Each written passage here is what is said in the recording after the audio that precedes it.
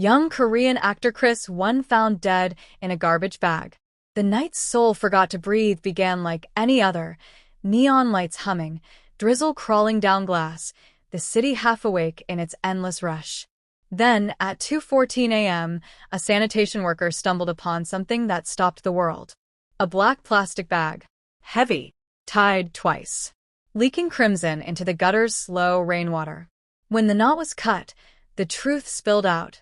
Kriswu, the idol who once sang of stars and freedom, lay motionless, wrapped like evidence instead of a man. Within minutes, sirens fractured the stillness.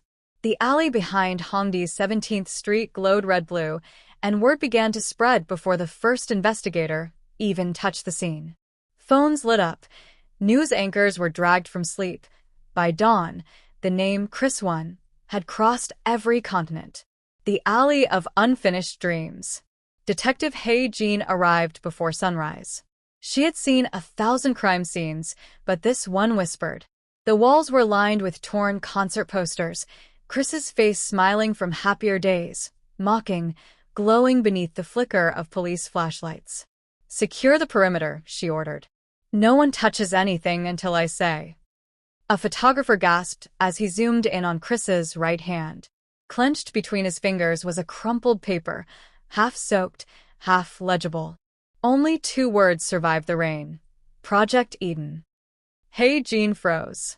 That name had surfaced before, buried inside encrypted files, scattered across his abandoned laptop. Rumors said it was a secret production network.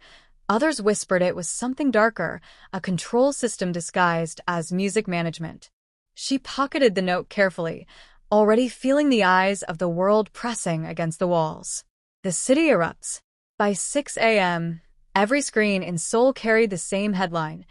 Kriswu dead. Authorities investigate possible foul play. Crowds formed outside his former label's headquarters. Some fans prayed. Others screamed. A young girl fainted as she clutched his album. "He said he'd come back," she cried. "He promised a new song." Social media drowned in disbelief. Hashtags multiplied. Hashtag Justice for Kriswu. Hashtag Who Killed the Idol. Hashtag Eden Files.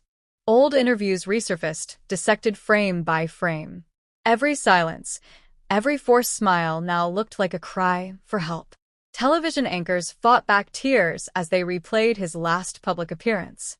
He had walked the red carpet in a simple black suit, eyes hidden behind dark glasses. When a reporter asked about his comeback, he had paused for a heartbeat too long. "Soon," he'd said softly, "but maybe not the way they expect." Now, that sentence sounded prophetic. The morgue. Hae-jin stood over the cold table, fluorescent light cutting through the sterile air. She removed her gloves with trembling hands. On Chris's wrist was a silver bracelet engraved with coordinates, 37.5586 N, 126.9375 E. A location. She traced it on a digital map, an abandoned recording studio on the outskirts of the city. The same one rumored to belong to him before his fall from grace. Her pulse quickened. "Get a team ready," she told her partner. "We're going there next." Before she could leave, the coroner handed her an evidence bag. Inside lay a small memory card sealed in plastic. "We found it under his jacket," he said. "You'll want to hear what's on it." The recording. Back at headquarters, the file loaded slowly, static filling the speakers. Then his voice, soft, strained, undeniably Chris's. "If you're listening, it means they found me first. Don't believe what they say. Eden was never music, it was control." Static hissed. A door creaked. Footsteps.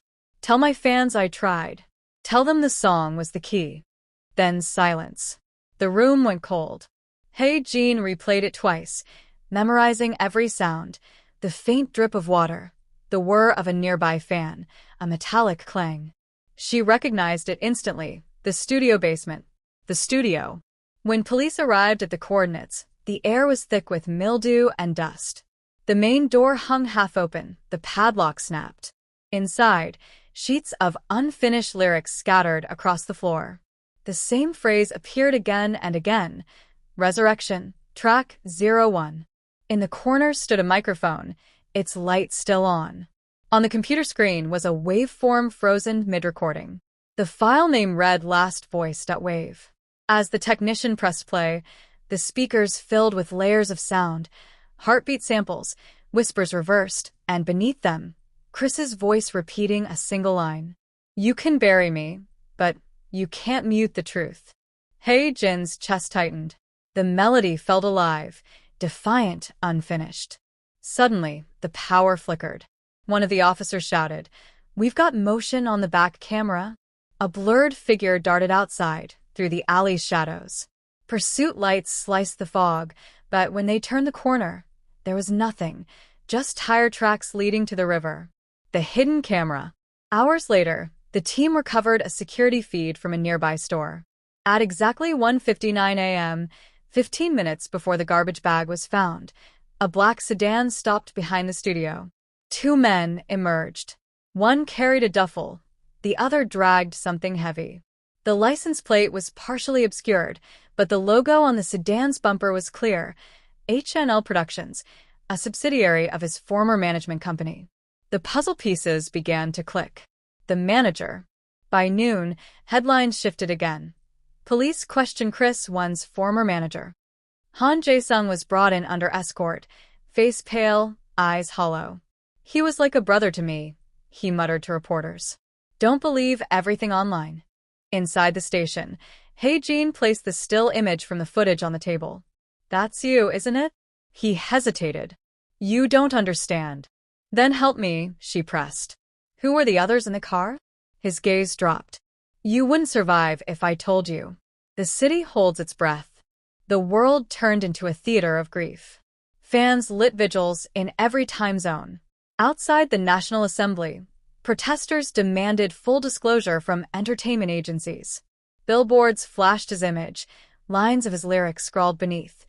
"Even angels fall if the system pulls their wings."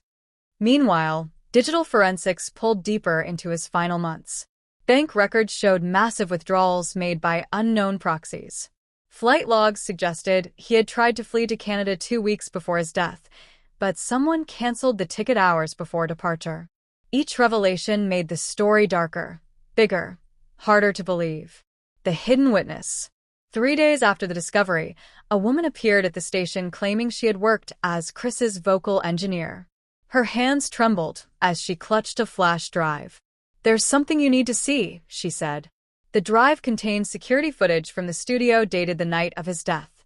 At 12:44 a.m., Kris entered the booth alone. At 1:02, 3 men followed, faces hidden. Muffled shouting erupted through the speakers, then a sudden crash. The screen turned black. In the final frame before it cut, one of the intruders looked directly into the camera. Han Jae-sung. The witness burst into tears. "He told me if I ever showed this, I'd disappear too." The night's soul fell silent. The first scream came from the shadows. A street vendor setting up her stall stumbled backward, her basket of dumplings scattering into the wet pavement. "Someone call the police," she shouted, her voice trembling. "There's a man in the trash. He's not moving." At first, no one believed her. Seoul was filled with stories, with rumors that spread faster than wind. But when the first patrol car arrived and the officer lifted the lid of that black plastic bag, the truth hit them like thunder. The face inside was unmistakable.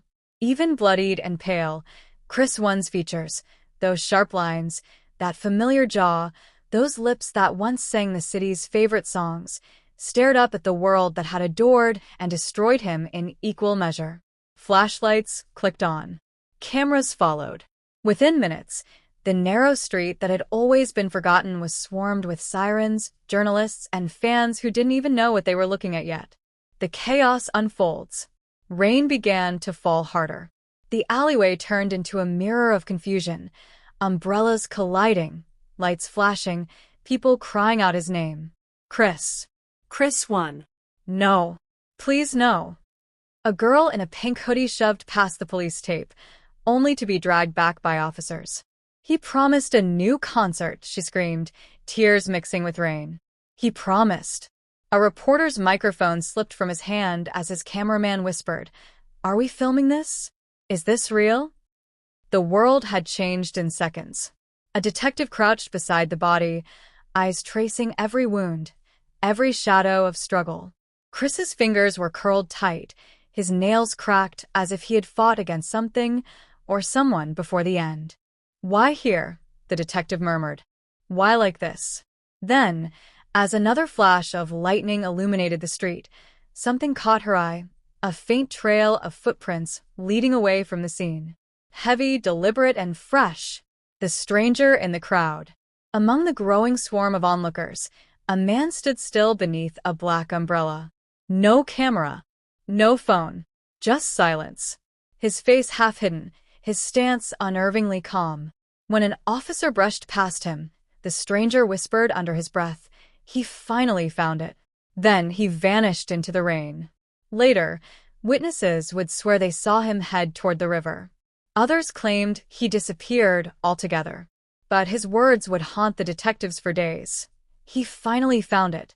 What was it? The evidence that shouldn't exist. By dawn, the forensics team had secured the area. Photographs, samples, fingerprints.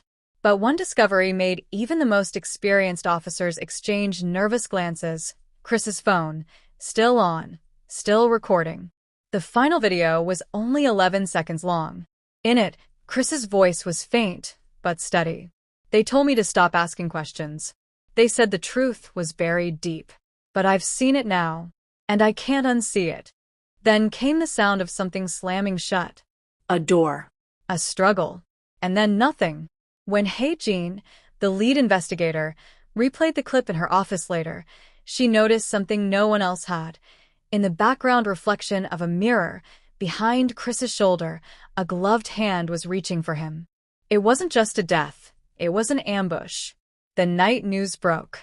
At 7:42 a.m., Seoul Broadcasting Network interrupted its morning show. A trembling anchor appeared on screen. "Breaking news just in, beloved actor and singer Kris, one has been found dead in what authorities are calling a possible homicide. We warn our viewers that the following footage may be disturbing." And just like that, the clip looped endlessly. His last red carpet smile, his final bow on stage, his quiet promise to fans, "I'll see you soon." Every cafe froze. Every taxi stopped mid-turn. It felt as if the whole nation had inhaled at once and couldn't exhale. Hashtags flooded social media in seconds. Hashtag RIP Kris1. Hashtag Justice for Kris. Hashtag Who Killed the Idol. Hashtag Eden is real. Within an hour, his name became the top search in 43 countries. The investigation deepens. Detective Hey Jean refused to rest. "There's something wrong with this timeline," she muttered, scanning the autopsy file. The coroner estimates the time of death around 12:50 a.m., but his phone recorded at 1:12 a.m. That's 22 minutes later. How? Her assistant frowned. "You think someone staged it?" "I think," she said coldly, "someone wanted him to die twice." She returned to the crime scene, replaying every step. The broken glass near the trash. The drag marks on the ground. The missing CCTV footage from every nearby building. Then she saw it, one small security camera above a noodle shop across the street, still blinking red. Forgotten. Overlooked. The footage. The grainy black and white video played on her laptop, static lines streaking across the frame. 1 a.m. A van pulls up. 1:05. Two men get out. 1:08. They carry something heavy wrapped in a dark sheet. 1:10. They drop it near the dumpster. 1:13. One man kneels down, adjusts the bag, then makes a call. Zooming in, Hey Jean froze the image. The caller's face, partially turned, faintly lit by a street lamp. It was Han Jae-sung, Kris's former manager. She leaned back in her chair, heart pounding. "I knew it." The secret message. Before she could act, her phone buzzed with a notification, an email from an anonymous sender. The subject line, "He told you to look deeper."